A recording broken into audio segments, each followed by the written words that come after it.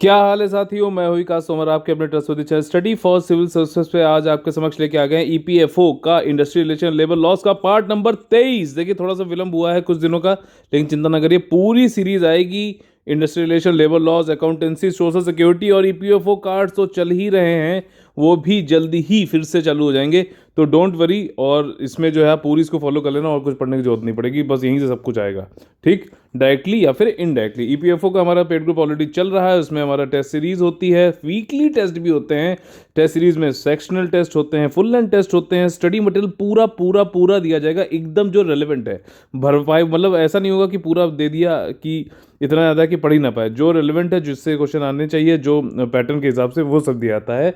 साथ ही साथ एक डेडिकेटेड डिस्कशन ग्रुप होता है, जिसमें कि आप 24 घंटे सातों दिन कभी भी क्वेश्चन पूछिए, आप लोगों को एक टाइम पीरियड के अंतर्गत उसका जवाब जरूर मिल जाएगा। आपके सारे सारे जितने भी डाउट्स हैं सब सब क्लियर किए जाएंगे। यूपीएससी 2020 का भी हमारा पेड ग्रुप चल रहा है, सेम वहाँ पे भी ऐसे ही टेस्ट सीरीज, स्टडी मटेरियल और डेडिकेटेड डिस्कशन ग्रुप है। कंटिन्यूअस हैंड होल्डिंग एक्सरसाइज है। अगर आप लोग ज्वाइन करना चाहते हैं तो 8564880530 96960608 पे कॉल करके एडमिशन ले सकते हैं। ठीक है, तो चलते हैं अपने टॉपिक पर।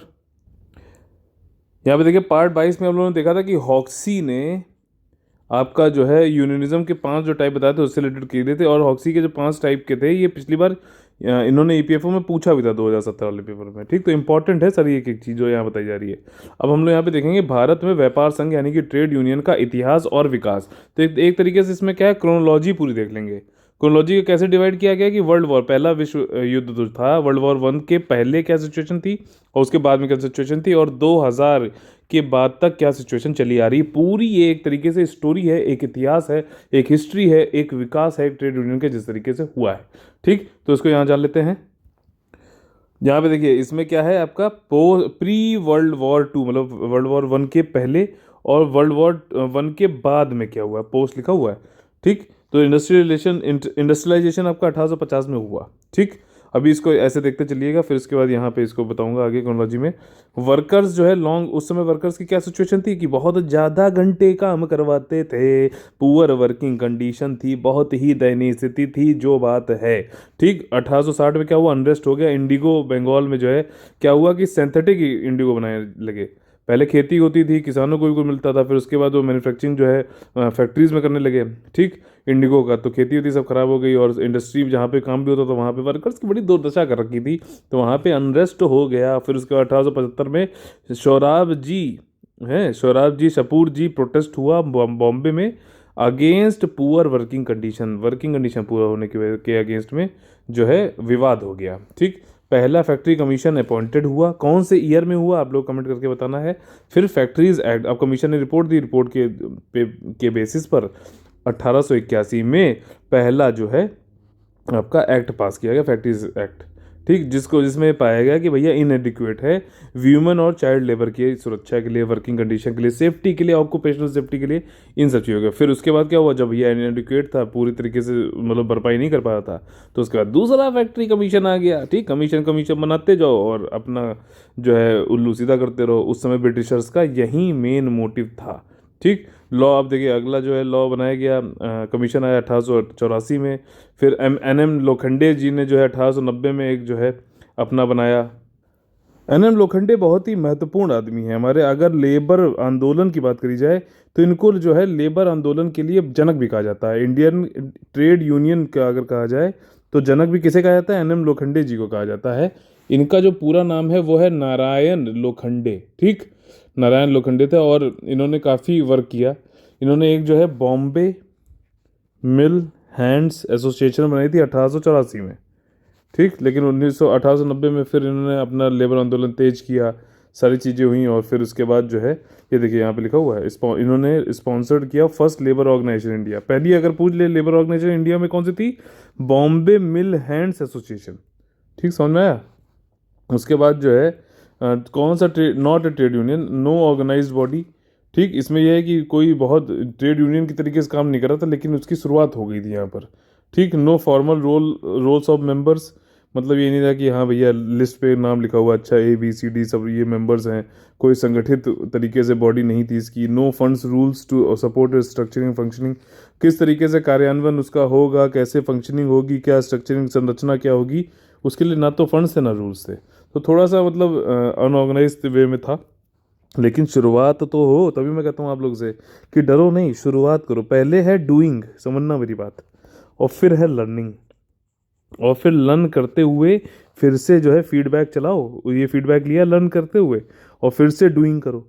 ये प्रोसेस आप फॉलो करो और इम्प्रूव करते जाओ, अपने आप को पिछले वाले दिन से बेहतर बनाते चले जाओ। ठीक, अब देखिए एमलगेटेड सोसाइटी और रेलवे सर्वेंट्स, इन्होंने मतलब जो रेलवे सर्वेंट्स थे उनके कई सारी सोसाइटीज़ को जोड़ा।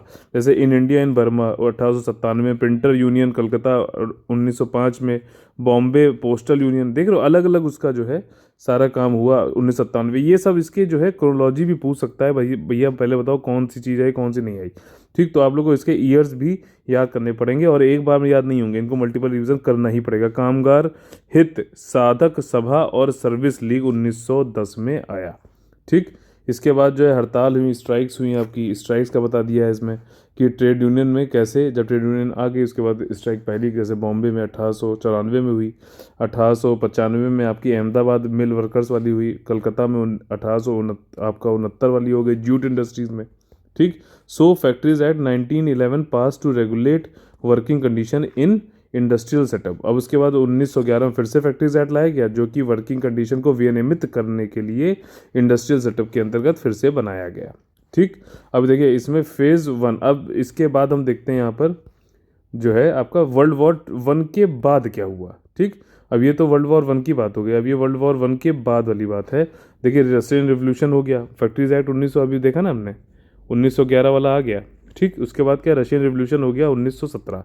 अब आपको पता है लेनिन के नेतृत्व में जो है रशियन रिवोल्यूशन जो हुआ था, उसमें लेबर का ये कहा गया कि लेबर अगर संगठित ऑर्गेनाइज्ड वे में अपना प्रोटेस्ट, अपनी एक एक मतलब ताकत बन जाए, तो वो कुछ भी कर सकते हैं और पूरी जो है सत्ता पलट के एक मतलब खुद मतलब पावर ले सकते हैं और अपने हिसाब से एक कम्युनिस्ट स्टेट बना सकते हैं, जिसमें कि जो है लेबर्स का जो है साम्यवादी स्टेट, जिसमें लेबर्स का ज़्यादा से ज़्यादा ख्याल रखा जाए, सब लोग एक समान रहें, सारी चीज़ें जो है स्टेट के पास फैक्टर ऑफ प्रोडक्शन हो, स्टेट ही जो बताए, कोई बड़ा नहीं कोई छोटा नहीं, कोई प्राइवेटाइजेशन नहीं, सब जो है सबसे कौन रखवाला होगा इन सब चीज़ों का, स्टेट। ठीक, तो ये रशियन रेवोल्यूशन हो गया, इसने इन्फ्लुएंस किया labour movement in India also. ठीक, समझ में आना, समझ में आएगी आपको ये बात। ठीक, first organise trade union India में कब से हुआ, आप देखो ये वाला जो था NM लोखंडे जी वाला, तो ऑर्गेनाइज नहीं था, आपने देखा। तो पहला ऑर्गेनाइज ट्रेड यूनियन अगर पूछा जाए तो BP वाडिया जी ने चालू किया 1918 में, मद्रास लेबर करके। ठीक, फिर ILO international labour organisation establish हो गया 1919 में। ठीक, ट्रीटी ऑफ वर्सलीज हुआ। ठीक, आपका ट्रीटी ऑफ वर्सलीज में आप लोग सब कुछ ठहराया गया गलत, किसे, जर्मनी को, और जो है कई सारे संगठन बने, जैसे कि लीग ऑफ नेशंस बनाया गया, जो जिसको आज हम लोग यूनाइटेड नेशंस के नाम से जानते हैं, यूनाइटेड नेशन ऑर्गेनाइजेशन। पूरी तरीके से एक इंटरनेशनल संस्था बनी, इंटरनेशनल लेबर ऑर्गेनाइजेशन। ठीक, 1919 में 1918 में जो है ख़त्म हो गया था वर्ल्ड वॉर 1। ठीक, तो इंडियन फाउंडर मेंबर बना किसका, ILO का। अगर पूछ ले कि क्या इंडिया फाउंडर मेंबर है ILO का, तो बिल्कुल है। टेक्सटाइल लेबर एसोसिएशन बना अहमदाबाद में 1920 में। ऑल इंडिया ट्रेड यूनियन का भी इसी समय बनी 1920 में, देखो ये देख रखा है, all India trade union Congress भी 1920 में बनाई गई।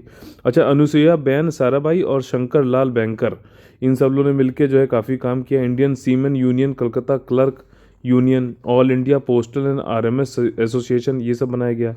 ठीक, ऑल इंडिया, अब देख रहे हो कितना ज़्यादा मतलब रशियन रेवोल्यूशन का काफ़ी ज़्यादा इफेक्ट पड़ा लेबर यूनियन। अब लोग के अंदर कॉन्फिडेंस आ गया ना यार, देखो इतना बड़ा, दुनिया का सबसे बड़ा, अगर USSR उस समय अगर पूरा बनाया जाए, और बहुत बड़ी ताकत थी जार्स की, जार्स वहाँ के बहुत बड़े मतलब ऑटोक्रेट डेस्पॉट टाइप के थे, उनको हरा दिया लेबर्स ने संगठित होकर, तो लेबर यूनियन सब लोग बिल्कुल प्रफुल्लित हो गए। और देख रहे हो कितनी तेज है अब ऑल इंडिया ट्रेड, सिर्फ 3 साल में देख रहे हो all India trade union Congress, NM Joshi, father आपका आपका जो है ऑफ ट्रेड यूनियन मूवमेंट फिर बने यहाँ पर। ठीक है, अब देखिए यहाँ पे थोड़ा सा इसमें डाउट है कि NM लोखंडे जो है, इनको भी कुछ लोग बोलते हैं कि father of trade union movement है, और NM जोशी को बुलाया था, जो जिन्होंने ये all India trade union Congress को बनाने में बड़ी सहायता करी थी, मदद की थी, तो इनको भी father of trade union movement बुलाया जाता है। ठीक, तो इस पर अब ऐसा अगर कहीं पे भी डाउट होता है इस तरीके का कि तथाकथित तरीके से मतलब दो कई लोग, कुछ लोग इनको बोल रहे हैं कुछ लोग इनको बोल रहे हैं, तो ऐसा क्वेश्चन नहीं पूछाएगा, don't worry. Trade union act pass, अगर कोई क्वेश्चन पूछा जाए तो अगर सिर्फ इनमें से किसी एक का नाम दिया गया हो तो उसको कर लेना मार्क, ठीक है। तो ट्रेड यूनियन एक्ट पास हुआ आपका 1986 में। और इसके बाद जो है ट्रेड यूनियन डिस्प्यूट एक्ट 1900 आपका पास किया गया 1929 में, ठीक। अब देखिए ये क्रोनोलॉजी पूरी समझते हैं ना, ये इसमें एक्चुअली क्या है कि मतलब कैसे ऑफ सीक्वेंस ऑफ इवेंट्स क्या है वो चीज़ जानना जरूरी है। Provided for ad hoc conciliation board, इस एक्ट ने क्या बताया कि एक जो है आपका एडहॉक कंसिलिएशन बोर्ड बनाया गया कि जब जरूरत पड़ेगी तब मध्यस्थता कर दी जाएगी, ठीक, सुलह कर दी जाएगी, कंसिलिएशन कर दिया जाएगा, कोर्ट ऑफ इंक्वायरी बैठाई जाएगी for settlement of trade dispute, ठीक। एडहॉक होगा मतलब परमानेंट बॉडी नहीं होगी। फिर उसके बाद all India trade union Congress में जो है all India trade union federation ये मर्ज हो गया 1935 में, ठीक, ये दोनों लोग। और फिर all India red trade union congress 1931 में भी बनी, ठीक, पहले। और 1938 में national trade union federation affiliated to AIT, मतलब ये all India trade union congress जो था इसमें सबके सब मिलने लग गए, ठीक, इसी में मर्ज होने लगे। ये सबसे बड़ी संस्था हुई, जैसे कि अभी देख रहे हो आप कि जैसे रिलायंस कई सारे जो है मर्जर हुआ, अभी वोडाफोन बड़ी थी और आइडिया वाले छोटे थे, तो आइडिया वाले किससे जुड़ गए, वोडाफोन से जुड़ गए। तो वैसे ही मर्जर हो रहा था, सबसे बड़ी all India trade union Congress थी ट्रेड यूनियन का, तो उनमें सब जुड़ने लगे, ठीक। और इसके बाद क्या हुआ कि स्प्लिट हो गई बाद में 1941 में all India trade union Congress में भी, ठीक। उसमें क्या हुआ, इंडियन फेडरेशन ऑफ लेबर 1941 में MN रॉय उसके जो है एक स्प्लिट होकर अलग से बना इंडियन फेडरेशन ऑफ लेबर। इसके जनरल सेक्रेटरी कौन बने, MN रॉय बने, ठीक, समझ में आ रहा है। और उसके बाद ऑल इंडिया ट्रेड, ये काफ़ी सारे फैक्ट्स हैं, इनको रिवाइज आपको करना पड़ेगा कई बार, ठीक। All India trade union control of Indian communist party, इनको कंट्रोल मिल गया, all India trade union Congress को इंडियन कम्युनिस्ट पार्टी का कंट्रोल मिल गया, ठीक। फिर उसके बाद IFL domination of radical democratic party, मतलब आप देख रहे हो ट्रेड यूनियन, आप पैटर्न समझो, ट्रेड यूनियन बने लेबर्स की सहायता के लिए, इनको धीरे धीरे ये पता चलने लगा कि भैया पॉलिटिकल स्फीयर में भी बनो, बढ़ो आगे, नहीं तो जो है तुम्हारी मांगें पूरी नहीं हो सकती। अगर आप लोग को अपनी डिमांड्स को पूरा करना है तो आपको जो है पॉलिटिकल स्फीयर में, तो कोई जो है कम्युनिस्ट पार्टी में जा रहा है, कोई अपना रेडिकल मतलब बहुत ही रेवोल्यूशनरी चेंज लाना चाह रहा है, डेमोक्रेटिक पार्टी बना रहा है, ताकि पॉलिटिकल इलेक्शन के लड़के फिर अंदर से आके रूल्स लॉज बनाए जाए, वहाँ चेंज किया जाए। क्योंकि सबको पता था लॉ बन गया, अब लॉ के अंदर जो बन गया उसी हिसाब से जो है काम होगा, क्योंकि क्या कहा गया है कि रूल ऑफ लॉ, ठीक। तो मतलब कानून का शासन वाली बात है। तो अब जब हम कानून ही गलत बन गया उस हिसाब से, उसमें लेबर की अगर वहीं से जो है दुर्दशा हो रही है, उसमें तो ये कह दिया था देखो इसमें लिखा हुआ है, तो फिर हमें क्या कि पॉलिटिकल स्फीयर में जुड़ो, लॉ बनाओ, लेजिस्लेचर विधायिका का हिस्सा बनो और वहाँ से लॉ में ही तब्दीलियाँ लाओ। रूट कॉज जो है प्रॉब्लम का उनको समझ में आएगा कि लॉ जो है वो है उसको खराब, मतलब उसको प्रो करना पड़ेगा, किसके, लेबर के फेवर में करना पड़ेगा, ठीक, लेबर का फेवर, क्या बात है, ठीक। तो इंडस्ट्रियल एम्प्लॉयमेंट स्टैंडिंग एक्ट बनाया गया आपका, ठीक। स्टैंडिंग ऑर्डर मैंने आप लोग को अभी बताया भी है, करंट अफेयर की जो सीरीज़ आई थी लेबर कोड वाली, ठीक, 4 वो है, इसी वीडियो के जो है डिस्कशन में आपको प्लेलिस्ट मिल जाएगी, पूरा देख डालिए, वो A to Z सब कुछ समझ में आ जाएगा। Industrial employment standing order act 1946 में बनाया गया, ठीक। Strike off all India postman and lower grade staff union की 1946 में स्ट्राइक हो गई, ठीक है। फिर इसके बाद जो है आपका यही फिर देखिए अब चरण में आ गया, अब देश आज़ाद हो गया 1947 से 1960 के बीच में क्या हुआ इसके बारे में जानते हैं, ठीक। ये सब नंबरिंग भूल जाइए, गलत है। स्टेट प्लानिंग एंड, अब देखो स्टेट आ गई, स्टेट अब प्लान कर लिया, setting up of public sector enterprises for employment, ठीक। प्राइवेटाइजेशन, जैसे ब्रिटिशर्स के टाइम पे क्या था कि ब्रिटिश से कई सारे प्राइवेट प्लेयर्स आते थे, उनको जो है मतलब सारा कुछ यहाँ के रिसोर्सेज को खर्चा करके रेलवे लाइन बिछाना, जो भी करके यहाँ से पैसे कमाना और अपने यहाँ जाकर खर्च करना है। इंडियंस का कुछ नहीं कर रहे थे, इंडिया में वो लोग आए नहीं थे, विदेशी थे, विदेशी ही रहे। तो अब लेकिन क्या हुआ 1947 के बाद में भारत देश अपना जो है हाथों में हमारी सत्ता आ गई, फिर हमने सरकार जो है खुद से नियोजन करने लग गई, ठीक। और सार्वजनिक क्षेत्र में उद्यमों की स्थापना करके राज्य योजना का निर्माण किया। इंडस्ट्रियल डिस्प्यूट एक्ट आया 1947 में फिर से, ठीक, पहले भी आया था। और उसके बाद establishment of Indian national trade union Congress को ये बनाया गया 1947 मई में, ठीक। देश अभी आज़ाद नहीं हुआ है, 3 मई को हुआ था जहाँ तक मुझे याद आ रहा है। सरदार पटेल इसके पहले जो बने, अब देखिए यहाँ पे हिस्ट्री का भी काम चल रहा है, तो अगर मान लीजिए कि और ये इंडस्ट्री से रिलेटेड भी है तो हो सकता है हिस्ट्री के पोर्शन में दोनों को मिक्स करके यहाँ पे क्वेश्चन पूछ ले। Indian national trade union Congress को राइट मिला टू नॉमिनेट वर्कर्स, ठीक, नामांकित कर सकते हैं वर्कर्स को, डेलीगेशन जिनको जाना है एज ए डेलीगेट जाए इंटरनेशनल लेबर ऑर्गेनाइजेशन में। ठीक, तो सरकार की तरफ से बनाई गई थी ये ट्रेड यूनियन, तो काफ़ी मतलब सरकार जो है प्रो हो गई लेबर के। ठीक, फिर उसके बाद जो है ये सब नंबर गलत हैं।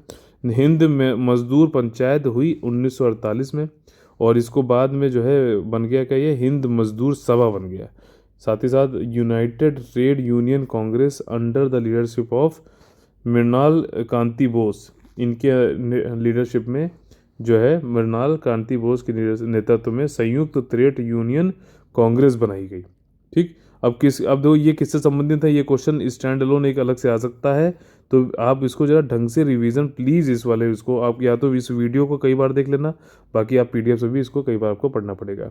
ठीक, कई सारे जो है all India trade union Congress, INTUC, HMS, UTUC, जैसे कि ये आपका HMS हो गया हिंद मजदूर यूनियन। ठीक, हिंद मजदूर आपका क्या है, सभा। ठीक है, और उसके बाद दूसरा UTUC, यानी कि ये हो गया आपका यूनियन नहीं यूनाइटेड ट्रेड यूनियन कांग्रेस। ठीक, united trade union congress, Hind Mazdoor Sabha. 1954 में आपका भारतीय मजदूर संघ हुआ है, और देखो अभी जो फार्मर प्रोटेस्ट चल रहा है उसमें ये काफ़ी आगे है बढ़ चढ़ के, और ये प्रेजेंटली जो है ये बीजेपी से समर्थित है, ये समझ लीजिए आप। ठीक, इसमें जो है बाकी दूसरा क्या है, सेकंड हिंद मजदूर पंचायत हुई, जॉर्ज फर्नांडिस जो बीजेपी के लीडर थे, जहाँ तक मुझे याद आ रहा है, उनके नेतृत्व में हुई। द्वितीय चरण जो है 1960 से मध्य 1989 या फिर सॉरी 1979 तक हुआ। इसमें क्या है, आर्थिक स्थिरता उस समय थी। आर्थिक स्थिरता जब होती, समझना मेरी बात, इंडस्ट्री में जो है आर्थिक स्थिरता बढ़ रही, सबके जेब में पैसे हैं, सब लोग डिमांड कर रहे हैं, कंजम्पशन बढ़ रहा है। ठीक, बिस्कुट जो है सब कुछ मतलब खाना सब कंजम्पशन वाली चीज़ें चल रही हैं, तो इसलिए क्या है कि लेबर भी बढ़ रहे हैं इंडस्ट्रियल यूनियन में, ये ट्रेड यूनियन भी बढ़ रही हैं, सब लोग काम कर चल रहे हैं। लेकिन आर्थिक अगर मंदी छा जाए, स्थिरता आ जाए, तो क्या होगा कि एम्प्लॉयर जब वो खुद नहीं कमा पा रहा है तो वो एम्प्लॉई जो कर्मचारी उनको पैसे कैसे दे, उनको सैलरी कैसे दे, तो वो क्या करता है, छटनी करता है सर्वाइवल के लिए, अपने सर्वाइवल के लिए। तो छटनी के चक्कर में जो है दूसरा फेज़ मतलब यहाँ पे आया, और इसमें देखा गया कि all India trade union congress जो है वो स्प्लिट भी हो गई। अब जो है formation of centre of Indian trade union बन गया 1970 में। साथ ही साथ जो है आपका मार्क्सिस्ट कम्युनिस्ट पार्टी आ गई, आपकी सेवा सेल्फ एम्प्लॉयड वीमेंस एसोसिएशन आ गया। ठीक, अब देख रहे हो वीमेन के लिए अलग से ट्रेड यूनियन एक तरह हो गया, जो कि अनऑर्गेनाइज सेक्टर में काम करता था। ईला भट्ट जो है इसकी वो थी संस्थापक टाइप से, और जो 1972 में इन्होंने बनाया है इसे। ठीक, ये बहुत ही ज़्यादा इंपॉर्टेंट फैक्ट्स हैं, सब एक क्रोनोलॉजी में आ रहा है, तो ज़्यादा मीनिंगफुल है, बस आपको रिवाइज करना पड़ेगा ये वाली बात है, या फिर इस वीडियो को 5-6 बार देख लीजिएगा। फेज़ 3 जो है 1980 से लेकर 1991 तक देखा जा सकता है। इसमें क्या हुआ, ट्रेड यूनियन अमेंडमेंट बिल आया 1982 में। ठीक, और इसमें ये कहा गया है कि minimum qualifying membership of 10% of workman subject to minimum of 10 employed in an establishment where trade union is proposed to function with a view to reduce multiplicity of union। मतलब उसमें ये कहा गया कि भैया कम से कम 10 लोग तो हों यार, पता चला कोई यार उठ के आ गया, अरे हम 4 लोग हैं, हम ट्रेड यूनियन है, तो ऐसा नहीं हो सकता। अच्छा, ट्रेड यूनियन में अभी फ़िलहाल के लिए जो लॉ है उसमें यह है कि मिनिमम 7 लोग होने चाहिए ट्रेड यूनियन बनाने के लिए, ये इसमें बिल में प्रपोज किया गया था, उसकी बात हो रही है, तो कन्फ्यूज़ मत होने की ज़रूरत है। ठीक, तो उसके बाद जो है फेज़ 4 जो आया, चौथा चरण है 1991 से 2000 तक, इसमें ये बोला गया कि प्रोटेक्शन टू घरेलू मतलब कि domestic industries, strengthening of public sector units by revival and amendment of labour legislation.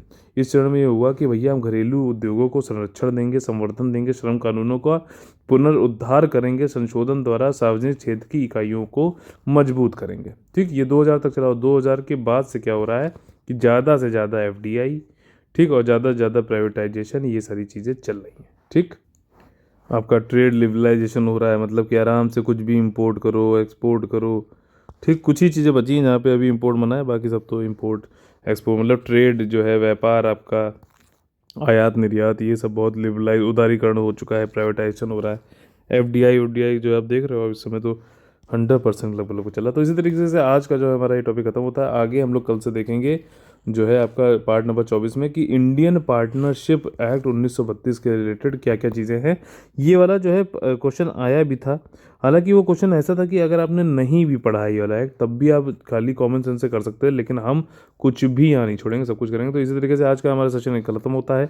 अगर आपको अच्छा लगे तो लाइक शेयर सब्सक्राइब जरूर करिए, और अगर आप लोग हमारे साथ पर्सनली जुड़ना चाहते हैं तो 8564 880 530, और या फिर 9696060608 पे कॉल करके आप लोग एडमिशन ले सकते हैं। ईपीएफओ और यूपीएससी 2021 का जो है एडमिशन ओपन है। ठीक, उसमें आप लोग को टेस्ट सीरीज पूरा सेक्शनल टेस्ट हो गया, फुल लेंथ टेस्ट हो गया, स्टडी मटेरियल कंप्लीट, और कुछ कहीं कुछ भी पढ़ने की जरूरत नहीं, सारे पीडीएफ दी जाएंगी जो कि यूपीएससी और ईपीएफओ की एग्जाम के लिए ज़रूरत है।